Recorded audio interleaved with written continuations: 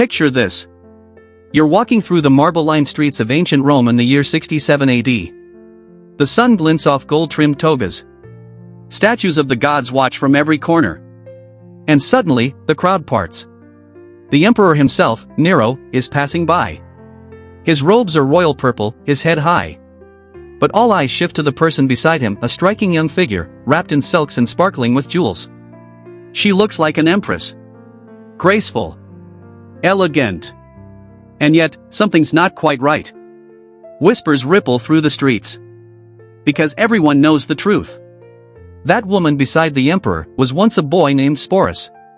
And what Nero did to him is one of the darkest, most disturbing tales of abuse and obsession in all of human history. This isn't just a story of Roman cruelty.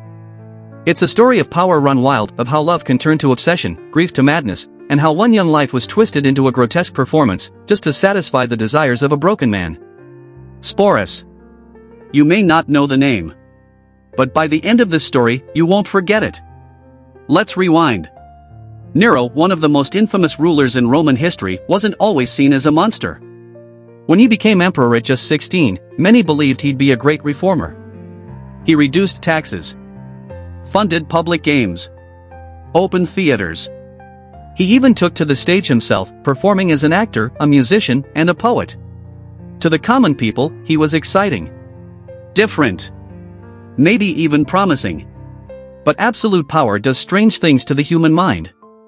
Especially when you're the most powerful person in a world of 60 million, and no one is allowed to tell you no. As time passed, Nero became more paranoid, more erratic, more consumed with his own image. And then came Poppaea Sabina.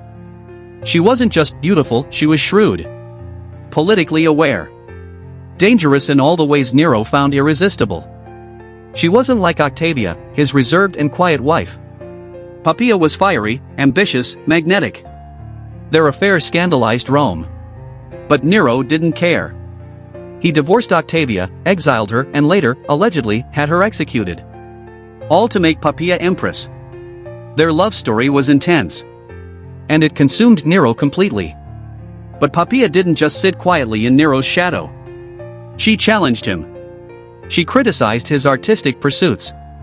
She argued with him about the empire's priorities. And most dangerously, she wasn't afraid of him. Then, one day in 65 AD, during a heated argument, perhaps about politics, perhaps about Nero's theater performances, Poppaea, heavily pregnant, said something that pushed him too far. What happened next is still debated. But most accounts agree, in a moment of blinding rage, Nero struck her. Maybe once. Maybe several times. And the blow, whether accidental or intentional, was fatal. Poppaea died. Along with the unborn child Nero hoped would be his heir. The emperor had killed the woman he claimed to love more than life itself. And something inside him broke. He didn't cremate her, as tradition demanded. Instead, he embalmed her body. Built an elaborate tomb. Declared her a goddess. And, according to sources, continued speaking to her corpse for days. The imperial court was forced to join the fiction. Referring to her in the present tense. Leaving her chair empty at dinners. Pretending she still lived. And just before we go deeper, if you've made it this far, thank you. These forgotten stories matter. Please, take a second to like this video, subscribe if you're enjoying the journey, and tell me in the comments, where in the world are you listening from? It's incredible to think that this ancient tale is reaching across time and space to you, right now. Now, back to Rome, and to the moment Nero's obsession turned from delusion to destruction. In the weeks after Poppaea's death, Nero's grief became more than mourning, it became madness. And that's when he saw Sporus. He was just a teenager, maybe 14 or 15. Born a slave in the imperial household, later freed. Educated, polite, and entirely dependent on Nero's favor. But that wasn't why Nero noticed him. It was his face. Delicate. Feminine. And, according to ancient sources, hauntingly similar to Poppaea's. In Nero's fractured mind, this was a sign. A miracle. A chance to undo what he had done. If he couldn't have Poppaea back, maybe he could remake her. There was just one obstacle: Sporus was a boy. But to Nero, godlike and all-powerful, this was a minor detail. He summoned his physicians. And gave an unthinkable order. Sporus was to be surgically altered to appear female. In today's terms, it was forced, irreversible, and unimaginably cruel. The procedure was brutal.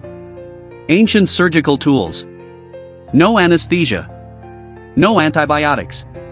Sporus would have been awake through much of it, restrained, screaming, bleeding. And when it was over, he would never again be seen as male. His body changed. His future erased. His identity stolen. And once he healed, Nero made his next move. He announced that he would marry him. In full public ceremony. The wedding preparations took months. Sporus was given a new name, Sabina. A wardrobe was crafted: gowns, robes, veils. Jewels that once belonged to Poppaea were gifted to him. Makeup artists taught him to soften his features. Hairdressers curled and styled his hair in the latest fashion. Tutors taught him to walk, sit, speak like a Roman empress. But none of this was luxury. It was a prison. Every piece of jewelry? A shackle. Every lesson? A reminder that he no longer existed, not as Sporus. Only as Nero's imitation of a dead woman. The wedding took place in the imperial palace. Musicians played. Guests smiled through gritted teeth. Vows were exchanged. Bread was broken. And with signatures on parchment, the most powerful man in the world officially married a teenage boy, dressed as his dead wife. And from that day forward, Sporus lived as an empress. He sat beside Nero at dinners. He joined him on state visits. He was addressed as Sabina. Treated like royalty. But watched. Controlled. Owned. Nero called him Poppaea. Recounted old memories. Expected him to respond as if they were real. And Sporus, fearing for his life, played along. Can you imagine that existence? Waking each day in a chamber decorated for someone you never were. Wearing clothes that felt like a costume. Smiling, laughing, nodding on cue when inside, you were disappearing. And it got worse. In 67 AD, Nero embarked on a grand tour of Greece. Obsessed with being seen as an artist, he performed in every major city. And Sporus, still dressed as an empress, was dragged along for the ride. To foreign rulers, it was bizarre. A Roman emperor touring with a teenage boy in a bridal gown, calling him his wife. But no one dared question it. Until Nero's downfall came. Back in Rome, rebellion was brewing. The empire was cracking under his neglect. The Senate turned on him. The Praetorian Guard, his own protectors, abandoned him. With his empire crumbling, Nero fled. And Sporus was still at his side. Even at the end, Nero clung to him. As if losing Sporus would mean losing Poppaea again. Cornered and out of time, Nero finally took his own life in 68 AD. And Sporus? He was left behind. Alone. Vulnerable. A symbol of everything Rome wanted to forget. In the chaos that followed, Sporus was passed from one powerful man to another. Treated like property. Dressed up. Paraded. Still called Sabina. Still forced to be someone else. Until one final insult came. The new emperor, Vitellius, planned to use Sporus in a public spectacle. A theater performance. A reenactment of mythological sexual humiliation, in front of thousands. And Sporus had enough. Before the day arrived, he took his own life. Probably by poison.